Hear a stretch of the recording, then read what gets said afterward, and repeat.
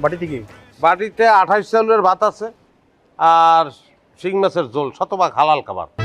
ভালো মতো চেক করে দেখলেই বোঝা যাবে শতভাগ হালাল নাকি হারাম খাবার। বাটি খোলেন। চেকটা না করলে হয় না, গরম ভাত তো ঠান্ডা হয়ে যাবে, ঠান্ডা হয়ে গেলে খুব সমস্যা। আপনি কি করেন?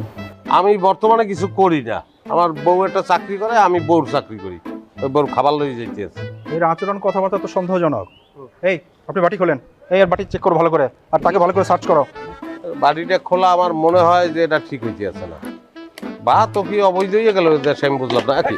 আচ্ছা ভাই সরি বললে তো কোনো কাজ হইবে না, আর আমার ভাত পাবো কি? আমার তো ভাত লাগবে, গরম ভাত লাগবে আমার। আরে বললাম তো মাঝে মাঝে এমন হয়ে যায়। আপনি আসুন, আপনাকে চেক করতে হবে না। না এই না স্যার, না ভাই, আমার চেক করেন, আরো আছে যে শিং মাছের ঝোল আছে, কিন্তু আমার গরম ভাতের ব্যবস্থা করতে হইবে। আরে ভাই আমরা কি এটা ইচ্ছে করে ফেলেছি?